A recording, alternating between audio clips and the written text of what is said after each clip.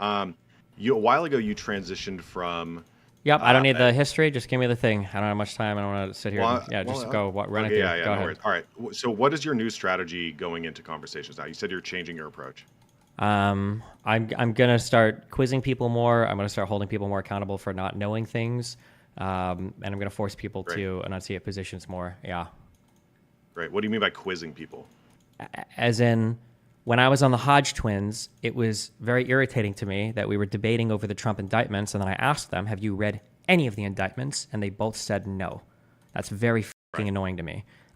Yes. So Right. from now on, Okay. if somebody wants to have, especially because I've got like the reputation of just being a Wikipedia warrior or whatever, if people are going to say I'm retarded, okay, fine. Then when I debate your favorite internet guy, well, I'm going to ask him like a basic question of like, do you even understand how this works? Can you explain to me this particular thing?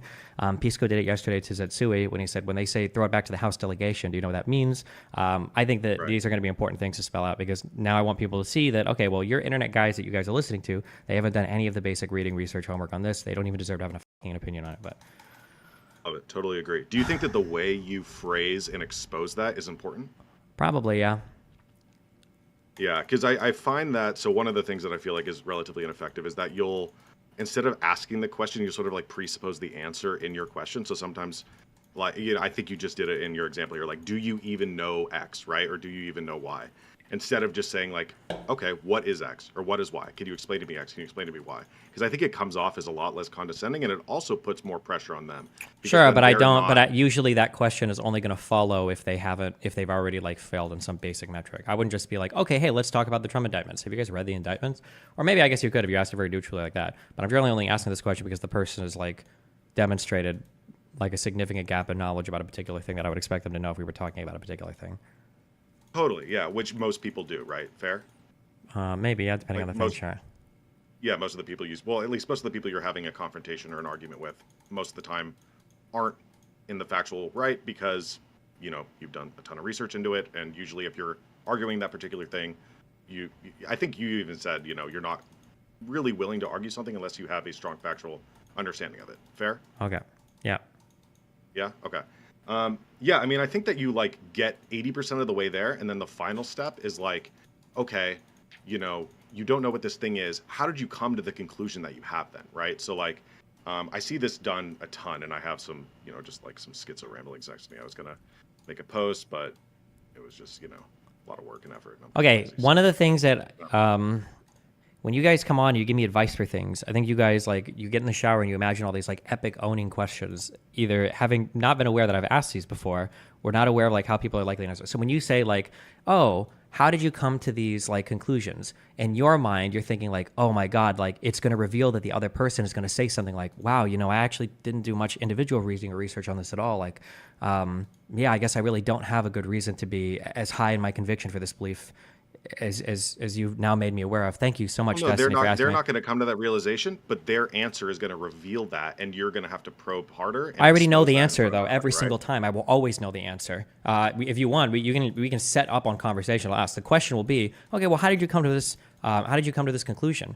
And the answer that they're Yeah. going to give is they're going to say, have you not seen like the reports in the media? I've seen this on CNN and Fox News. People on Joe Rogan have talked about it. They'll name the official retard that went on Joe Rogan. Didn't you see Dr.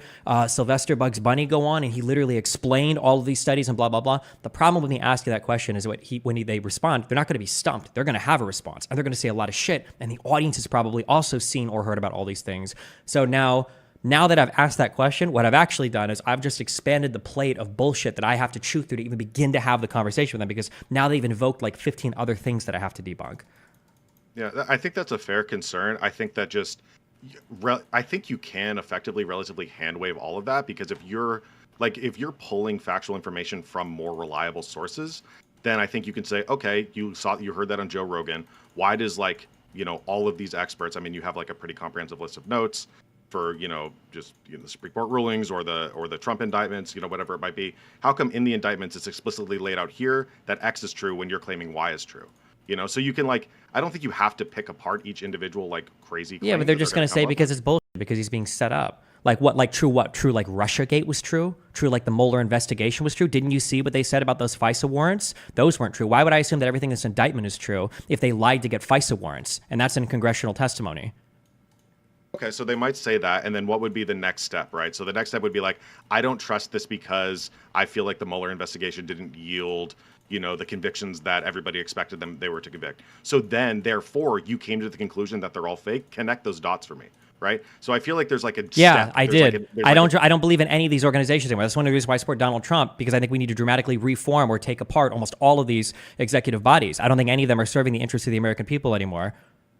Well, I think if you get them to that, I think that is wholly unconvincing to like 85%. That's literally what Think so or 85% no? of the people are voting on. Why do you think people vote for Trump? When he says take apart the swamp and the deep state, what do you think they're talking about? That's exactly what they're talking about. Well, I think I mean, you can see the like. Did you see he's like disavowing Project 2025 and shit recently? Sure. So, I mean, I think that there is clear ignorance to like the overall goal of dismantling these institutions and things like that. I think people are like frustrated, and right, Trump was sort of like the populist embodiment of a lot of frustration built up over time. But like the actual solutions that he's proposing are wild, and I think most people, when seeing them, and yeah, obviously the extreme people that are gonna, suck his to the end of the earth aren't gonna care.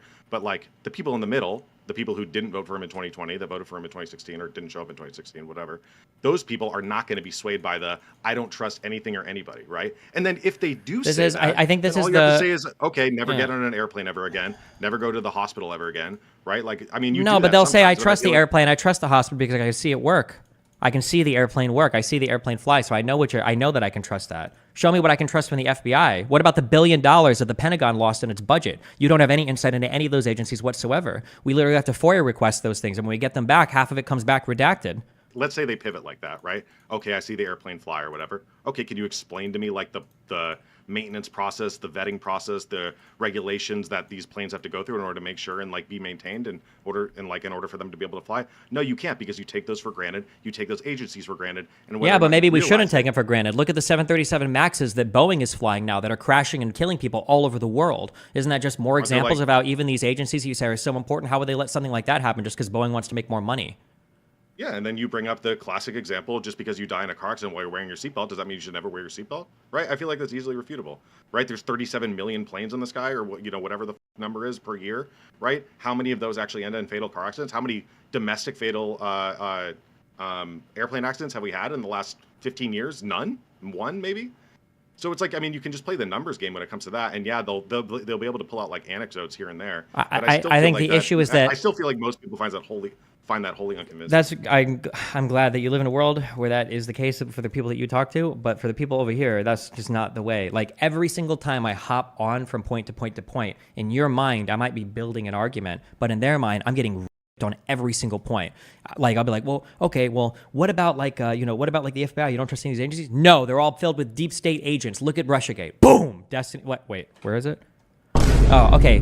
All right. Okay. Well, but wait. So you're saying like you don't trust any of these agencies ever? Like, well, like, Yeah, and then you would be those- like, look, let's examine no, the no, but absurdity no, no, of no, that no, hold on. statement, You don't right? understand. When every single time I hop from point to point to point to point to point, I'm losing. I'm not setting up or building a larger argument. The audience is watching me getting smacked around on every single point.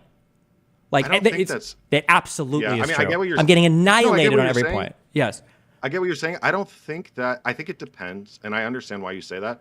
I don't think it comes off as you losing a point. Here's why I say that. This is like a OG reference, but like I've got just a bunch of examples listed here. The John debate, right? You like notoriously or famously pretty much just eviscerated that guy's career for a good period of time, right? He might be back now, In but our circles he of was the internet, but if you go and you look at that video, I think it's got 50% likes, doesn't it? Yeah, but that's not indicative of your success in the conversation.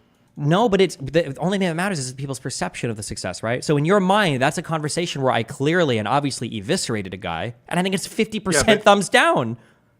Well, yeah, but the thumbs downing, I don't think necessarily indicates the general perception, right? Like people can get ass mad and thumbs down a video into oblivion, but to your point, when people don't have substantive disagreements of you and they're just attacking you or your wife or your son or whatever it might be, that demonstrates and I think shows other people that maybe aren't as far gone as that individual person, but it's going to show people that are on the edge, teetering one way or the other. That's absurd, right? And I think in the perfect example of this happening is like and I think you even said this multiple times when people have brought it up to you in the past, where people have been like, oh, you fucking eviscerated John or whatever, blah, blah, blah, blah. But the truth is you didn't really. You just asked him questions and you had him fucking kill himself, right? All you did was say, hey, can you explain what you mean by that? What do you mean by like racial purity or whatever the fuck he said, right? Like there was a bunch of things that you brought up over and over again where you're just essentially asking him to explain his absurd point. You did this with Ben Shapiro more recently, right? Okay, what do you mean you hold Trump to a different standard? Wait, what do you mean? You said you're holding him to a similar standard as your kids? A fucking child that is, the president of the United States? This is an absurd statement. Defend this. And he can't. And he obviously looks bewildered and he looks horrible. And that gets clipped and it gets put on TikTok and that persuades a ton of people. Are you going to persuade the diehard Trump supporters? No. Are you going to just persuade the diehard Ben Shapiro supporters? No. But there's a ton of people in the middle that you're capturing there by exposing that cognitive dissonance, I think. Okay, I'll keep it in mind.